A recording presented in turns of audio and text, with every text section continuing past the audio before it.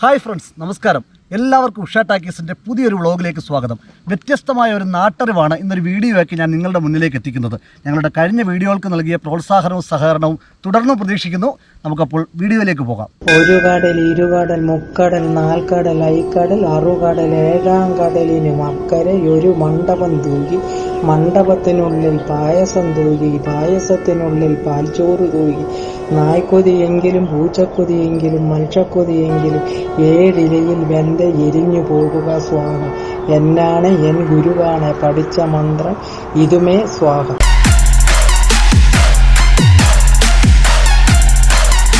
നമ്മുടെ നാട്ടിൻപുറങ്ങളിലൊക്കെ നമ്മൾ സാധാരണയായിട്ട് ഉപയോഗിച്ച് കേൾക്കാറുള്ള ഒരു വാക്കാണ് കൊതി. നമ്മൾ മലയാളികളെയൊക്കെ സംബന്ധിച്ചിടത്തോളം നല്ല മൊരിഞ്ഞ പൊറോട്ടയും ചൂട് ബീഫ് കറിയും എന്നൊക്കെ കേൾക്കുമ്പോൾ തന്നെ നമുക്ക് നാവിലൂടെ വെള്ളമുറും. ഇതിനെയാണ് നമ്മൾ കൊതി എന്ന് വിളിക്കുന്നത്. ഈ കൊതി ചില സമയത്തൊക്കെ നമുക്ക് പണിയും തരാറുണ്ട്. നമ്മൾ പുറത്തു നിന്നൊക്കെ ആഹാരം കഴിച്ചിട്ട് വരുമ്പോൾ ചിലപ്പോൾ നമുക്ക് നല്ല വയറിളക്കം വയറുവേദനയൊക്കെ ഉണ്ടാവാറുണ്ട്. അപ്പോൾ നമ്മുടെ വീട്ടിലെ കാരണവന്മാർ പറയും എവിടെ നിന്നോ കൊതി കിട്ടിയതാണെന്ന്. ഈ കൊതി മൂലമുള്ള വയറുവേദനയും വയറിളക്കവും ഒക്കെ മാറ്റാൻ വേണ്ടിയിട്ട് നമ്മുടെ നാട്ടിൻപുറങ്ങളിൽ സാധാരണയായിട്ട് ചെയ്യാറുള്ള ഒരു ആചാരമുണ്ട്, ഒരു പൊടിക്കൈയുണ്ട്.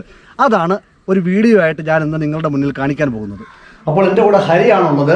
ഹരിക്ക് കൊതിയൊന്നുമില്ല, പക്ഷെ ഞാനിതൊക്കെ എങ്ങനെയാണെന്ന് കാണിച്ചു തരാൻ വേണ്ടി വിളിച്ചപ്പോൾ എൻ്റെ കൂടെ വന്നിരിക്കുകയാണ്. ഇപ്പോൾ ഹരി പുറത്തുനിന്ന് എന്തെങ്കിലും ആഹാരം കഴിച്ചിട്ട് ഹരിക്ക് എവിടെ നിന്നെങ്കിലും കൊതി കിട്ടിയെന്ന് വിചാരിക്കുക. എന്തൊക്കെയാണ് ചെയ്യാൻ പോകുന്നത് ഞാനിപ്പോൾ കാണിച്ചു തരാം. അപ്പോൾ ആദ്യം ഇത് കൊതിയാണോ അല്ലയോ എന്ന് തിരിച്ചറിയാൻ വേണ്ടിയിട്ട് ഒരു ചെറിയ പൊടിക്കൈയുണ്ട്.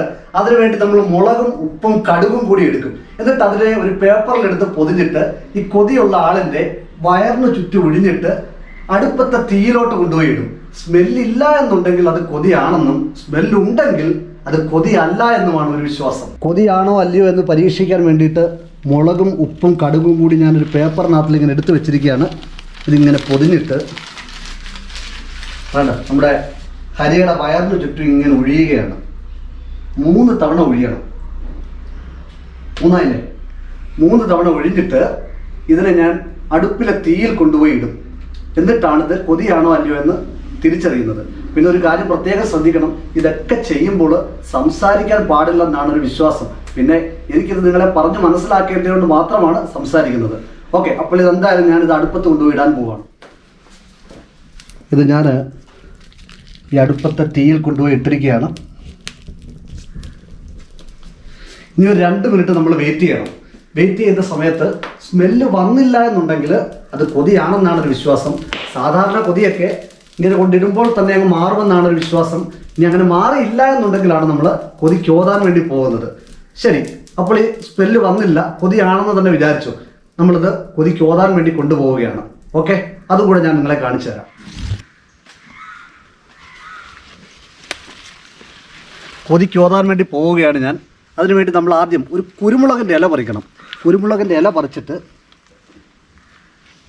അതിങ്ങനെ മടക്കിയിട്ട് ഒരു ഈർക്കിൽ വെച്ച് അതിങ്ങനെ കുത്തി ഒരു കുമ്പിൾ പരുവത്തിലാക്കും.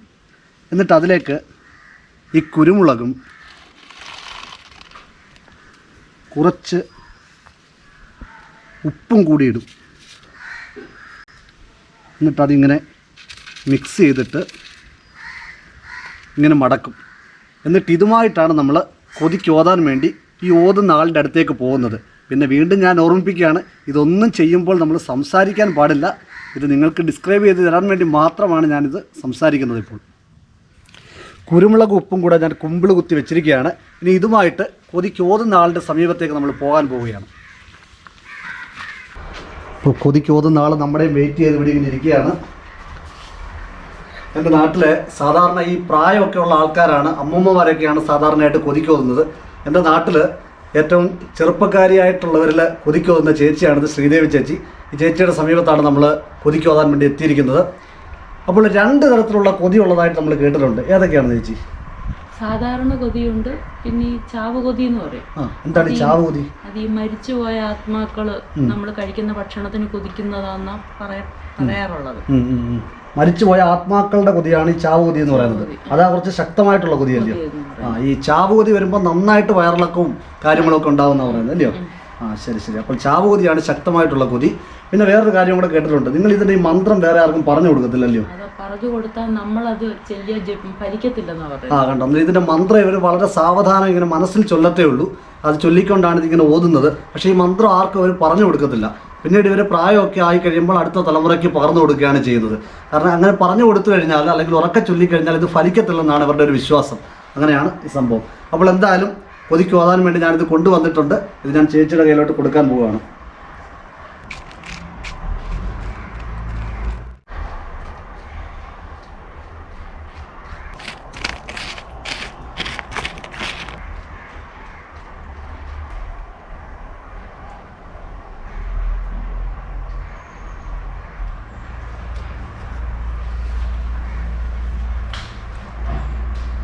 അപ്പോൾ കൊതിക്ക് ഓതി കഴിഞ്ഞിട്ട് ഇത് തിരിച്ച് എൻ്റെ കയ്യിലേക്ക് തന്നെ തന്നിരിക്കുകയാണ്.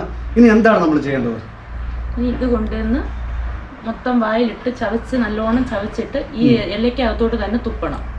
തുപ്പിയിട്ട് 3 പ്രാവശ്യം വയറ്റിൽ തുഴിഞ്ഞ് എരിയുന്ന തീയിലോട്ടിടണം. ഇത്രയും ചെയ്ത് കഴിയുമ്പോൾ കൊതി മാറും. അപ്പോൾ ഇത് വീട്ടിൽ കൊണ്ടുപോയിട്ട് വായിലിട്ട് നന്നായിട്ട് ചവച്ചിട്ട് കുറച്ച് ഇതിലേക്ക് തന്നെ തിരിച്ച് തുപ്പിയിട്ട് നമ്മുടെ വയറിൽ 3 തവണ ഒഴിഞ്ഞ് അടുപ്പിൽ കൊണ്ടുപോയി ഇടുമ്പോൾ എത്ര വലിയ കൊതിയും മാറുമെന്നാണ് ഒരു വിശ്വാസം.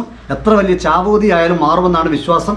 ഇനി ഇതൊരു വിശ്വാസത്തിൻ്റെ പേരിലാണ് ചെയ്യുന്നതെങ്കിലും ഇതിൻ്റെ പിന്നിൽ ഒരു ശാസ്ത്രമുണ്ട്. അത് ഞാൻ പറഞ്ഞുതരാം. അങ്ങനെ ഞാൻ കൊതിക്കോതിയ കുരുമുളകുമായിട്ട് വീണ്ടും തിരിച്ച് നമ്മുടെ ഹരിയുടെ അടുത്ത് എത്തിയിരിക്കുകയാണ്. ഇത് ഞാൻ ഹരിയുടെ കയ്യിലേക്ക് കൊടുക്കാൻ പോകണം. അപ്പോൾ ഹരി ചെയ്യേണ്ടത് എന്താണെന്ന് ചോദിച്ചു കഴിഞ്ഞാൽ ഇത് വായിലേക്ക് ഇട്ട് ചവയ്ക്കുക. എന്നിട്ട് കുറച്ച് വീണ്ടും ഇതിലേക്ക് തന്നെ തുപ്പിയിട്ടിട്ട് വയറിൽ ഇത് ഒഴിഞ്ഞിട്ട് തിരിച്ച് വീണ്ടും തീയിലേക്ക് ഇടുക. ഇത്രയും ചെയ്തു കഴിഞ്ഞാൽ ഹരിയുടെ വയറുവേദന പമ്പ അടക്കും. ഓക്കെ,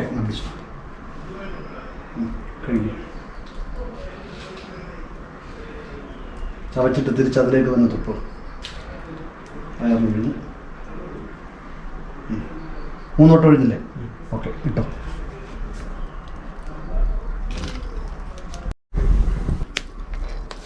അങ്ങനെ നമ്മുടെ കൊതിക്കോതൽ പ്രോസസ്സ് കംപ്ലീറ്റ് ആയിരിക്കുകയാണ്. ഒരു 5 മിനിറ്റ് കഴിയുന്നതോടുകൂടി നമ്മുടെ ഹരിയുടെ വയറുവേദന കംപ്ലീറ്റ് ആയിട്ട് മാറുന്നതാണ്. ഇനി കൊതിക്കോതലിൻ്റെ പിന്നിൽ സയൻസ് എന്താണെന്ന് പറയാം. വളരെ സിമ്പിളാണ്. നമ്മൾ പുറമേ നിന്ന് ആഹാരം കഴിച്ചിട്ട് വരുമ്പോൾ ദഹനം കറക്റ്റ് ആയില്ലെന്നുണ്ടെങ്കിൽ വയറുവേദനയും വയറിളക്കവും ഒക്കെ ഉണ്ടാവും. നമ്മുടെ ഈ കുരുമുളക്, ഇഞ്ചി എന്നൊക്കെ പറയുന്നത് ഈ ദഹന പ്രക്രിയ കറക്റ്റ് ആക്കാനുള്ള ഏറ്റവും നല്ല ഔഷധങ്ങളാണ്. അത് കഴിക്കുമ്പോൾ സ്വാഭാവികമായിട്ട് തന്നെ ഈ വയറുവേദനയും വയറിളക്കവും ഒക്കെ മാറും. ഈ ശാസ്ത്രീയമായ അറിവിനെ ഈ വിശ്വാസത്തിലും ആചാരത്തിലുമൊക്കെ പൊതിഞ്ഞ് തലമുറകളായിട്ട് കൈമാറ്റം ചെയ്യുകയാണ് നമ്മുടെ പൂർവികന്മാർ ചെയ്തുകൊണ്ടിരിക്കുന്നത്. ഇങ്ങനെ ശാസ്ത്രത്തിൻ്റെ അടിത്തറയുള്ള പിൻബലമുള്ള ഒരുപാട് അറിവുകളും വിശ്വാസങ്ങളും അനുഷ്ഠാനങ്ങളും ഒക്കെ നമ്മുടെ നാട്ടിൻപുറത്ത് ഇപ്പോഴും സജീവമായിട്ട് നിലനിൽക്കുന്നുണ്ട്. അതിനെയൊക്കെ അടുത്ത വീഡിയോകളിലൂടെ നിങ്ങൾക്ക് കാണാവുന്നതാണ്. ഒരു കാര്യം ഞാൻ പറയാൻ വിട്ടുപോയി. നിങ്ങൾ തുടക്കത്തിൽ കേട്ട ആ പാട്ടാണ് നമ്മുടെ ഈ കൊതിക്കോതലിൻ്റെ പാട്ട്. ഇത് അവർ നമുക്കൊരിക്കലും പറഞ്ഞു തരില്ല. പക്ഷേ ഞാൻ എൻ്റെ ഒരു സുഹൃത്ത് വഴി മനസ്സിലാക്കിയതാണിത്. അപ്പോൾ ഇന്നത്തെ എൻ്റെ വീഡിയോ ഞാനിവിടെ അവസാനിപ്പിക്കുകയാണ്. ഈ വീഡിയോ ഇഷ്ടമായെങ്കിൽ നിങ്ങളെല്ലാവരും നമ്മളെ സപ്പോർട്ട് ചെയ്യുക, ചാനൽ സബ്സ്ക്രൈബ് ചെയ്യുക, ലൈക്കും ഷെയർ ചെയ്യുക. അപ്പോൾ അടുത്ത വീഡിയോയുമായിട്ട് കാണും വരെ എല്ലാവർക്കും ഗുഡ് ബൈ.